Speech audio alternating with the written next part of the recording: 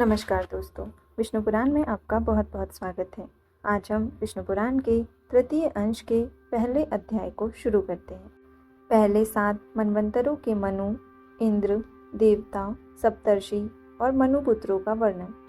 श्री मैत्रेय जी बोले, हे गुरुदेव, आपने पृथ्वी और समुद्र आदि की स्थिति तथा सूर्य आदि ग्रहगण के संस्थान का मुझसे भली प्रकार अति विस्तार पूर्वक वर्णन किया। आपने देवता आदि और ऋषिगणों की सृष्टि तथा चातुर्वर्ण एवं तिर्यक योनिगत जीवों की उत्पत्ति का भी वर्णन किया। ध्रुव और प्रहलाद के चरित्रों को भी आपने विस्तार पूर्वक सुना दिया। अतः हे गुरु, अब मैं आपके मुखारबिंद से संपूर्ण मनवंतर तथा इंद्र और देवताओं के सहित मनवंतरों के अधिपति समस्त मनुओं का वर्णन सुनना चाहता हूँ।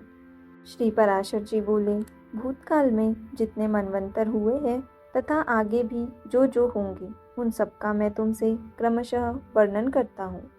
प्रथम मनु स्वयंभू थे, उनके अनंतर क्रमशः स्वारोचिस, उत्तम, तामस, रैवत और चाक्षुष हुए।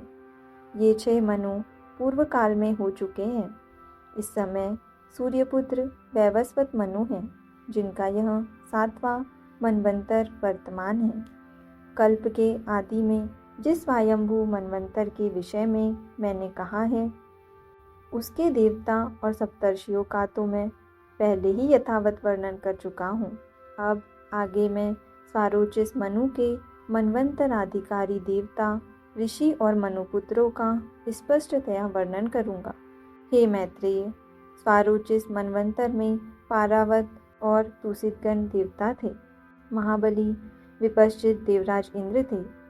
ऊर्ज, स्तंभ, प्राण, वात, प्रशभ, निरय और परिवान ये उस समय सप्तर्षि थे तथा चैत्र और किमपुरुष आदि स्वारोचिस मनु के पुत्र थे।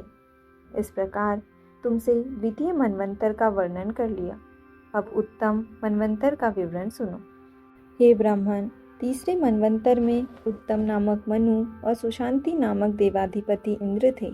उस समय सुधाम, सत्य, जप, प्रतर्दन और वशवर्ती ये 5 12 देवताओं के गण थे तथा वशिष्ठ जी के 7 पुत्र सप्तर्षिगण और अज, परशु एवं दीप्त आदि उत्तम मनु के पुत्र थे। तामस मनवंतर में सुपार, हरि, सत्य और सुधि ये 4 देवताओं के वर्ग थे और इनमें से प्रत्येक वर्ग में 27 देवगण थे। 100 अश्वमेध यज्ञ वाला राजा शिबी इंद्र था तथा उस समय जो सप्तर्षिगण थे उनके नाम मुझसे सुनो। ज्योतिर्धामा, पृथु, काव्य, चैत्र, अग्नि, वनक और पीवर ये उस मनवंतर के सप्तर्षि थे तथा नर, ख्याति, केतुरूप और जानुजंग आदि तामस मनु के महाबली पुत्र ही उस समय राज्याधिकारी थे। हे मैत्रेय, 5वें मनवंतर में रैवत नामक मनु और विभु नामक इंद्र हुए तथा उस समय जो देवगण हुए उनके नाम सुनो। इस मनवंतर में 14 देवताओं के अमिताभ, भूतरय, वैकुंठ और सुमेधा नामक गण थे। हे विप्र, इस रैवत मनवंतर में हिरण्यरोमा, वेदश्री, ऊर्ध्वबाहु, वेदबाहु, सुधामा, पर्जन्य और महामुनि ये 7 सप्तर्षि गण थे। हे मुनि सत्तम, उस समय रैवत मनु के महावीर्यशाली पुत्र बलबंधु, संभाव्य और सत्यक आदि राजा थे। हे मैत्रेय, स्वारोचिस, उत्तम, तामस और रैवत ये 4 मनु राजा प्रियव्रत के वंशधर कहे जाते हैं। राजर्षि प्रियव्रत ने तपस्या द्वारा भगवान विष्णु की आराधना करके अपने वंश में उत्पन्न हुए इन 4 मनवंतराधिपों को प्राप्त किया था। 6ठे मनवंतर में चाक्षुष नामक और मनोजव नामक इंद्र थे। उस समय जो देवगण थे उनके नाम सुनो। उस समय आप्य, प्रसूत, भव्य, पृथुक और लीक ये 5 प्रकार के महानुभाव देवगण वर्तमान थे और इनमें से प्रत्येक गण में 8 देवता थे।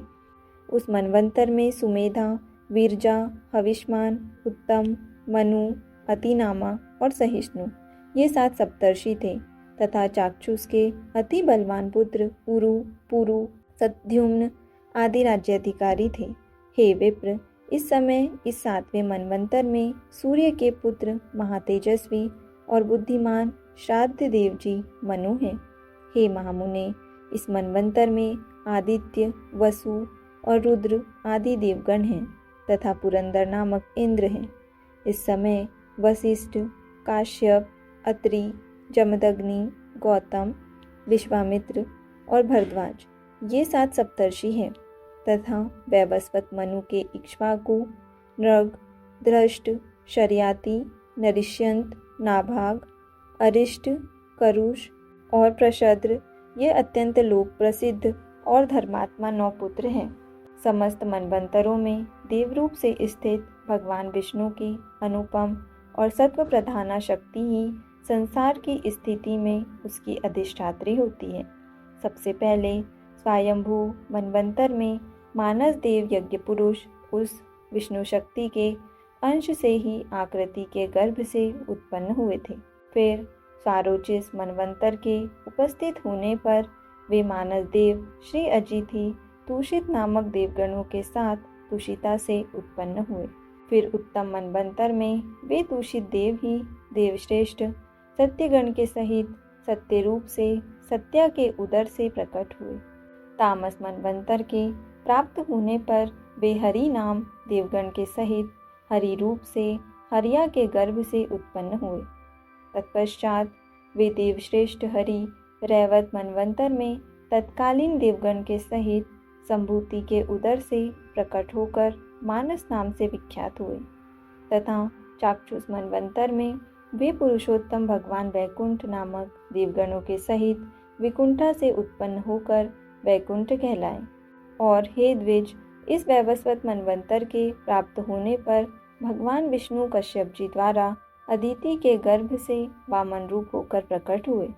उन महात्मा वामन जी ने अपनी 3 डगों से संपूर्ण लोकों को जीतकर यह निष्कंटक त्रिलोकी इंद्र को दे दी थी।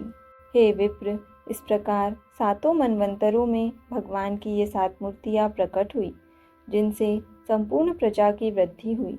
यह संपूर्ण विश्व उन परमात्मा की ही शक्ति से व्याप्त है, अतः वे विष्णु कहलाते हैं।